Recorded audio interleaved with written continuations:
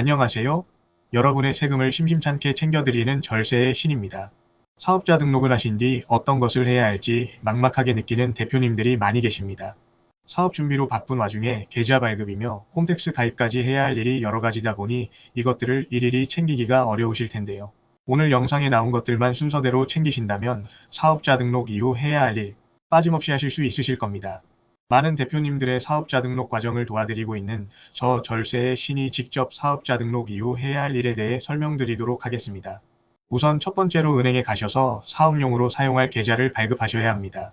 사업용 계좌란 사업으로 얻은 수익이 입금되며 사업을 위한 비용이 지출되는 계좌를 의미하는데요.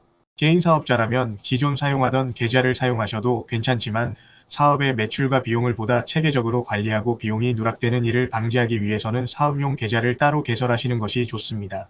만일 개인용 계좌를 사업용으로 같이 사용하게 될 경우 세무대리인이 매출, 매입을 정확하게 파악하기가 어려워 비용 누락으로 세금 부담이 커질 수 있습니다. 추가로 신규로 계좌를 개설하였을 경우 이체 한도가 정해져 있는 경우가 많으니 이체 한도를 미리 확인해 두시길 바랍니다.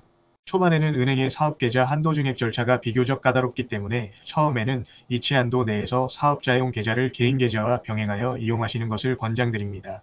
나중에 매출이 어느 정도 이상 올라오게 되면 그때 이체 한도를 늘리고 사업용 계좌 위주로 사용하시는 것이 좋겠습니다.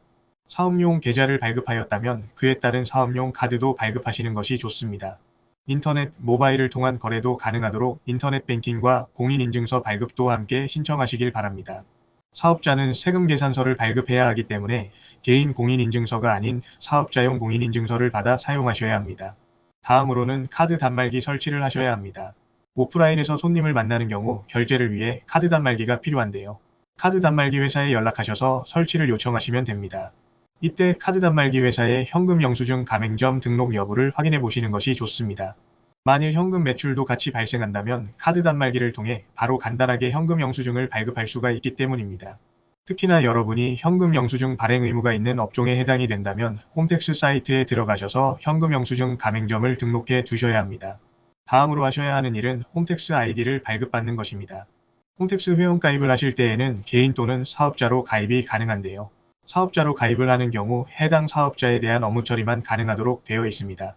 그러나 개인용으로 가입을 할 경우 사업자와 개연 업무 모두 처리가 가능하기 때문에 개인으로 가입하시는 것이 보다 편리합니다. 홈택스 가입을 했다면 홈택스의 사업용 계좌와 사업용 카드를 등록하셔야 합니다.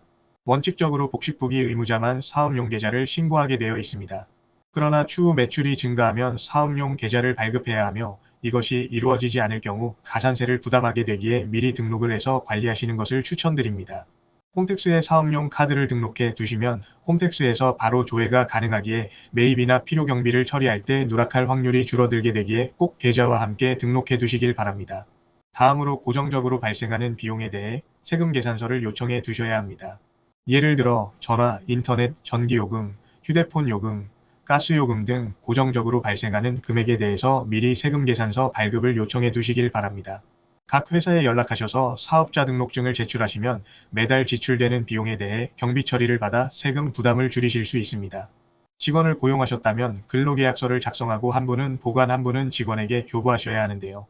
근로계약서는 작성하지 않으면 근로기준법 위반으로 과태료를 부담하게 되니 꼭 누락 없이 챙기시길 바랍니다. 또한 직원 고용 시 4대 보험공단의 사업장 설립 신고 및 4대 보험 취득 신고를 함께 진행하셔야 합니다. 이 절차가 생략될 경우 직원의 4대 보험 가입이 불가하게 되죠. 지금까지 대표님들이 사업자 등록을 한 이후 해야 할 일들에 대해 정리해 보았습니다. 오늘 영상에 나온 것들만 하시더라도 사업자 등록 이후 세금 신고를 문제없이 진행하실 수 있으실 것이라 생각합니다. 다만 오늘 말씀드린 내용은 초기 세팅 정도에 불과합니다.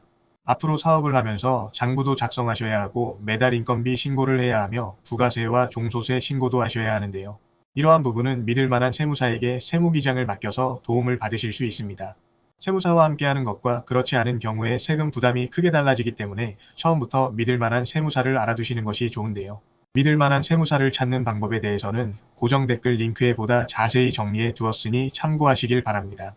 영상이 도움되셨다면 구독과 좋아요 한 번씩 부탁드리겠습니다. 감사합니다. 지금까지 절세의 신이었습니다.